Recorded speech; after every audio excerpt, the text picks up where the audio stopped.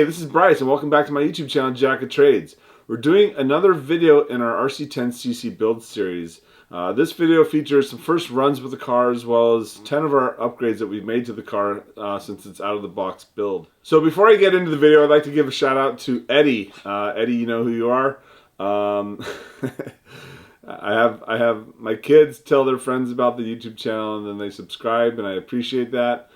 As I said in the past, this channel is not really meant for kids, but I do try to keep it clean because I know there's kids out there watching it. Eddie's a fan of the channel. He's a subscriber, and so this shout out goes to you. Thanks for your support to the channel. And without further ado, we'll get into it. So a lot of these upgrades are cosmetic. They don't really do much with function. There are some functional upgrades, but mostly cosmetic. With this build, it is a kind of cosmetic build. There is a styling to the car that we have tried to adhere to. So when I say quote-unquote upgrades, a lot of it is just styling to make the car look the part, or what I envision for the car. I don't know if they're really called upgrades versus kind of deviations from the original manual. But we'll get into it as we go through the 10 upgrades / deviations that I've made to the vehicle. So with this build, first and foremost, it's a cosmetic car, but it is a runner. I built it as a runner, and I plan on running it, but I also don't want to take away too much from the original design intent for the vehicle. So, you know, I'm not going to do any alloy upgrades. As much as I love carbon fiber, I'm resisting the urge to put in carbon fiber pieces. So that's kind of where I'm coming from with this build. Anywho, I am going to flip the camera around and we're going to get into the 10 upgrades that I've made to my RC10CC build. Thanks for tuning in and watching. Take care. Alright, so let's get into the 10 upgrades that I did on my RC10CC to make it look a little nicer and to make it a better runner out of the box. Though I guess these upgrades aren't really out of the box. But let's get into it.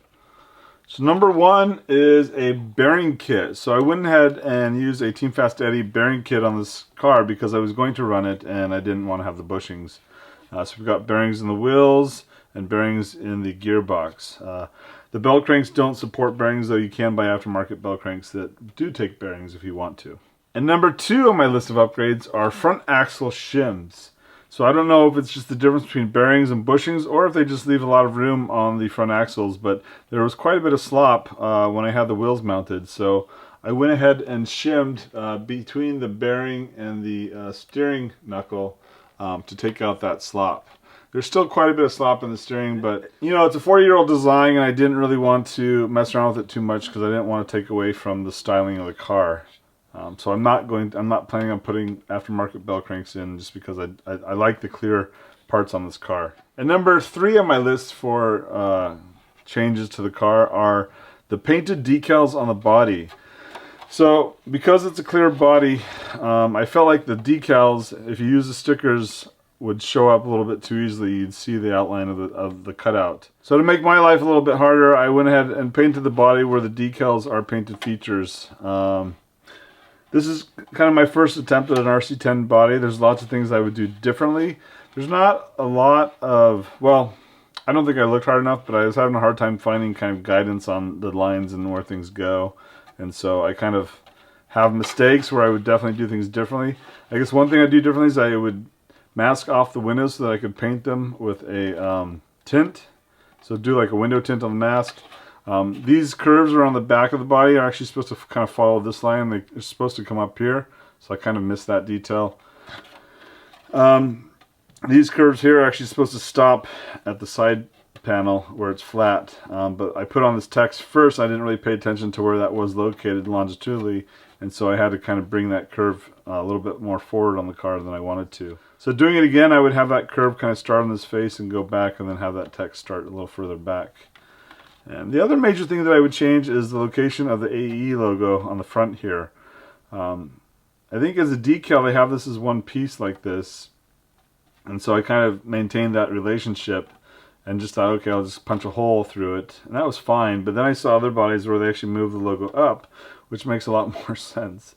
So I would have this AE logo up higher towards the rear of the car so that it wasn't getting intersected by the body post hole.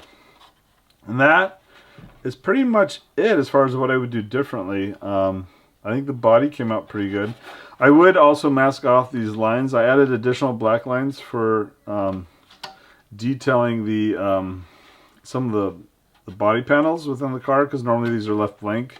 But because it is a clear body, I wanted to kind of accentuate the details, so I went in post and kind of used a paint pen to draw on these lines, but it's very difficult to draw straight lines with a paint pen. So what I would do is I would mask off these lines and shoot the black in one shot versus trying to mask it off and do it in post. Other than that, I'm happy with this body. As a first body, I think it came out okay. There's obviously things that I learned and things that I would want to change on it. Based on my experience. So moving on to number 4 of changes to the car. I originally mounted just a low profile servo. I thought this is going to be a shelf queen. I'm not going to do much running, but because it's a shelf queen slash runner, I wanted a servo that looked the part. And so Reef's RC has these kind of raw looking servos. I think they're actually silver anodized, similar to the chassis. But it's a nice looking servo. I think it accentuates just the general styling of the car quite well. So I went ahead and installed one of these servos purely for its looks. This servo is overkill for this car, but because it looks the part, it ended up in this project. So number 5 on my upgrades are reinforcing the Bellcrank posts. So the Bellcrank posts are basically long screws. And they thread into the front nose piece. There's not a lot of thread engagement there, so they're not really very sturdy. So what I did is I used little jam nuts at the base of those screws to help reinforce that post. And that basically makes it a lot more functional than just relying on a couple of threads engaged on those screws. Actually also, as you saw from the build video, I stripped out one of these holes. It was definitely sloppy, and then when I went to tighten it, it basically stripped out. So the nut is kind of an essential upgrade, and it's fairly inexpensive. You can get a couple of nuts from a hardware store for, I don't know, 50 cents. And that takes us to number 6 with the shock washers. So we have these washers here that we put behind the nuts, and what that does is it helps spaces the shock away from the shock tower. As you can see here, we're actually quite close, so those washers have some value there in spacing the shocks away. I went ahead and put them on the rear just to be consistent, though it's probably not necessary. And these rear shocks are already fairly crooked, so if you get too crooked, you'll find that you'll bind up these shocks. I don't have that problem with mine, but it is something that someone pointed out. What I did do is I put washers on the bottom mounts so that these are unable to pop off. Without these washers, this rod end actually pops off pretty easily, and you can basically throw a shock in the middle of a run. And that takes us to our number 7 upgrade, which is chassis protector. So I went ahead and picked up some 3M paint protector film, and I put it on the bottom of my car. I've had my car out once and I've already got a couple of scratches in the chassis, so I just wanted to try to mitigate some of that with the chassis protector. This isn't really what is normally used for chassis protectors. This is a pretty sticky, almost like a rubber type film. I think usually what people are using are some type of UHMW film, but I thought I'd give this a try. I think looking back on it, I would not use this material, but for this car, I think it'll be fine. And then we get into some of our custom upgrades. These are parts that I made to fit my needs. When you mount this servo, I don't know how people are mounting servos. I mean, this car's been around for 40 years. I'm sure people have it figured out, but for some reason I struggle with mounting servos on the RC10s. And I didn't want to drill extra holes in the chassis. So in order to get, this servo can mount in 2 spots. It can either mount in the left position or the right position.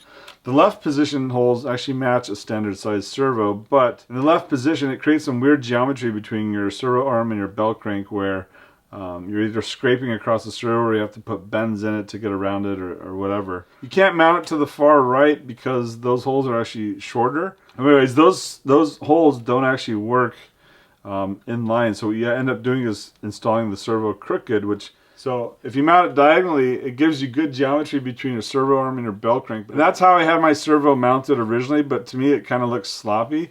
So I wanted my servo to the far right and I wanted it to be straight. And so to do that without drilling holes, I made these little offset blocks that the servo mounts to. In the front it actually is just a spacer. In the rear it actually mounts to the servo, and then you screw into that block from the bottom of the chassis. So it allows you to offset the servo to the left, and then we get good geometry between the servo arm and the bell crank. Those blocks are custom made. And then going on to number 9 hop-up is my ESC shelf. So I originally had my ESC over here, and this is where the body comes in low. So when it's over here, the ESC is too tall with the fan, so I took the fan off originally, but I wanted to get that fan back. And so the only real spot you can locate this is in the center of the car. In one of my cars, I have the ESC mounted down on the chassis here, and I have my battery going transverse, and it's also a shorty pack, and that works fine. But here I'm using a stick pack longitudinally, and so if you want to put your ESC in the center with that stick pack, you basically have to raise it up and put it on a shelf. So I made this shelf out of sheet metal. I engraved a little AE logo on it, and it's basically bolted in the back here to the bulkhead using the 2 lower screws that mount the shock tower. And it actually works out really nice. I can put the fan back on. I've cleaned up my wiring quite a bit. My wires going to the motor are a lot cleaner. And I also relocated my on-off switch outside the body, so I can basically have the body on and turn the car on and off without taking the body off. In general, as a result of relocating the ESC, I've been able to clean up the wiring quite a bit and improve kind of the functionality of the system. And that brings us to our last upgrade for the build, which is this gearbox plug. So in the original RC10s, the instructions have you cover this hole with a piece of foam tape. And that's fine. You'll see a lot of, if you pick up a used RC10, you'll see a lot of these holes are covered with foam tape. In this kit, they actually don't tell you to do anything with it. They just have you leave it open, and that's fine as well. But I thought it would be pretty trick just to put a plug here. And I've done this before in my other RC10s. It's just an aluminum piece of round bar that's machined to press into that hole. And it's a nice little finishing bit to the car that most people wouldn't notice, but it is, you know, details matter. So the only other upgrade that I haven't done in the car yet that I'm planning on doing is replacing the turnbuckles with titanium turnbuckles and black ball cups. So I'm kind of hunting down parts for that right now. The black ball cups Associated used to make, I think the part number 6274, but I believe they're discontinued. But you can still find them on eBay for stupid prices. And that is my RC10CC.